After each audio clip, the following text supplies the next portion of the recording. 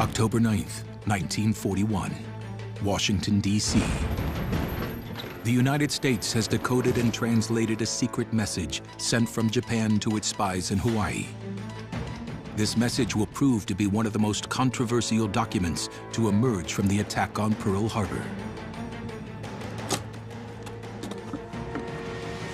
This first of the bomb plots messages, Tokyo specifically asks its spies to divide up the harbor into 5 subsections and notate it in grid format, thus the name bomb plots messages, as in plots on a map, asking where particular ships are indeed berthed or tied up against docks, so that the most valuable U.S. warships can be targeted by a Japanese air raid, which is the only possible interpretation of these bomb plots messages, which become more detailed and specific in their requests throughout the rest of October and November 41.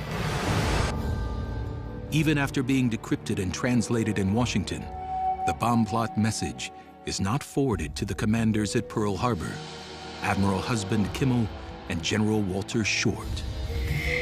The reasons for this have been hotly debated for over 70 years. The only logical explanation that makes sense is that FDR deliberately withheld the bomb plot's intelligence from Hawaii because he wanted it utterly destroyed in order to further his war aims against Germany. So this grid system will eventually be called bomb plots, but at the time it wasn't called that. It was simply a grid system that the Japanese were using to keep track of where ships were. They kept track of where our ships were. We kept track of where their ships were. This is what nations do when they're suspicious of one another. When you look at the bomb plot message, you have to understand there is nothing in there that is a directive about an air attack happening or this was part of a larger plan to assault the Pacific Fleet. It simply wasn't there. It was simply a study of the anchorage and facilities of Pearl Harbor. Whether or not FDR knew about the bomb plot message is still debated to this day. Although all the subsequent investigations directly blame FDR's top lieutenants, FDR's biographers also tell us that FDR was not only reading intelligence summaries regarding Pearl Harbor, but was also reading the raw decrypts. So, therefore, the evidence is pretty conclusive that FDR certainly was or must have been aware of the bomb plot's messages.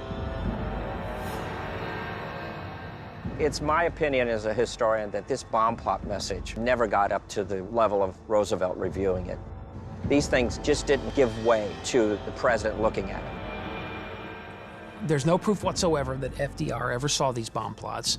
And then an argument I would offer would be that the bomb plots, I don't believe, stand out as anything unusual.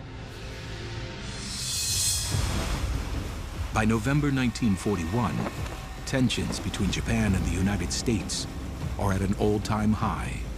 As war clouds gather, Japanese Navy Admiral Isoroku Yamamoto assembles the mightiest fleet of warships and airplanes history has yet seen. On November 26, 1941, they set sail.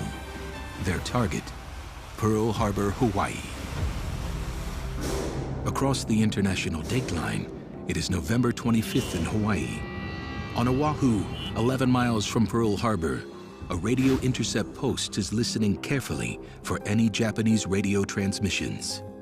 Located at today's Heiea State Park, the remains of the radio station are almost invisible to those who pass by it. We're here at Heiea State Park on Oahu's windward coast.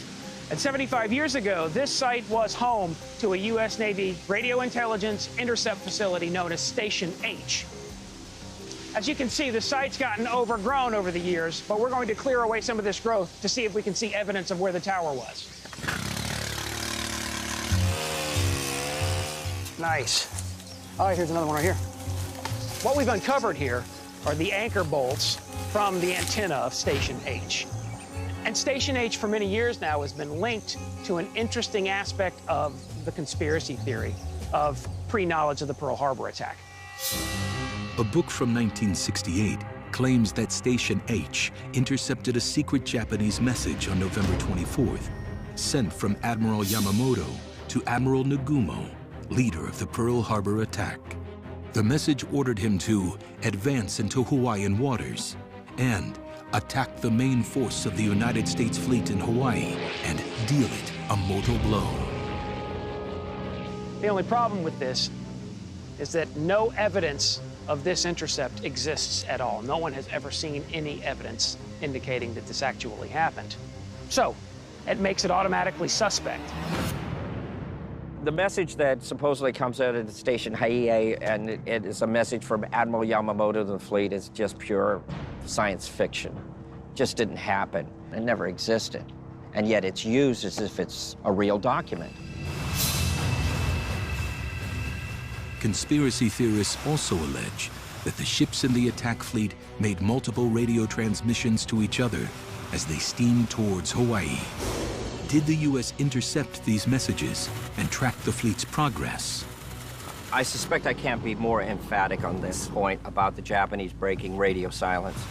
They took extra precaution to make sure that no one sent any electronic traffic in the form of telegraph.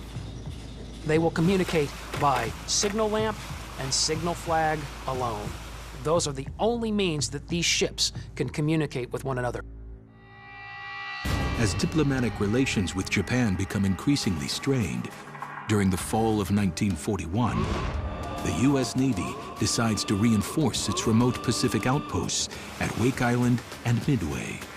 Admiral Kimmel sends the carriers USS Enterprise and USS Lexington loaded with planes to each of these islands. Enterprise departs Pearl Harbor on November 28th, followed by the Lexington on December 5th. As a result, when the Japanese attack Pearl Harbor on December 7th, no American aircraft carriers are present. This fact is used by conspiracy theorists to argue that the U.S. military had prior knowledge of the attack.